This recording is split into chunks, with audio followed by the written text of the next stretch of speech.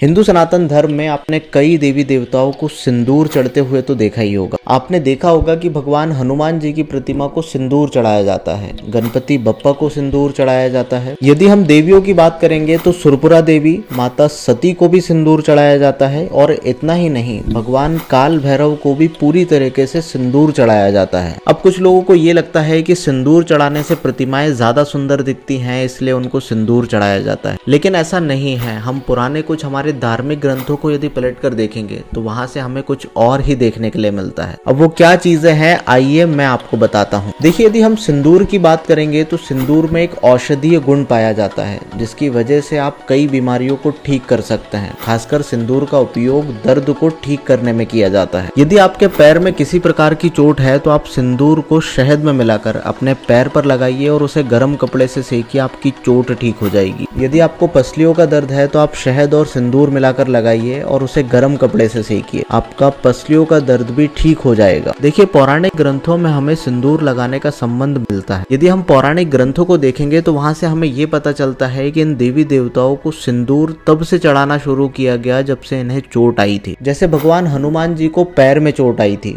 तब से उन्होंने सिंदूर लगाना शुरू किया। और एक रीजन हमें यह भी मिलता है कि जब माता सीता अपनी मांग में सिंदूर लगा रही थी, तब भगवान हनुमान जी ने उनसे आकर ये पूछा कि माता आप ये क्यों लगा रही हैं? तो माता सीता ने ये जवाब दिया कि भगवान की लंबी आयु के लिए मैं ये सिंदूर का उपयोग करती हूँ। और तभी से ऐसा माना जाता है कि भगवान हनुमान जी ने अपने पूरे शरीर पर भगवान श्री राम की लंबी आयु के लिए सिंदूर लगाना शुरू किया। कहा जाता है कि गणेश जी को सिंदूर लगाना तब से शुरू किया गया जब से उनका सिर कटा था। माता सती और माता सुरपुरा ये दोनों युद्ध में घायल हुई थी, तब से इन्हें सिंदूर चढ़ाना शुरू किया गया। कहा जाता है कि इन सभी देवी देवताओं को सिंदूर का लेप लगाकर उनके दर्द को ठीक किया गया था और तभी से कुछ देवी देवताओं को सिंदूर चढ़ाया जाता है। देखिए, सिंदूर के उपयोग को लेकर अलग अलग जगह पर हमें अलग अलग चीजें देखने के लिए मिल जाएंगी।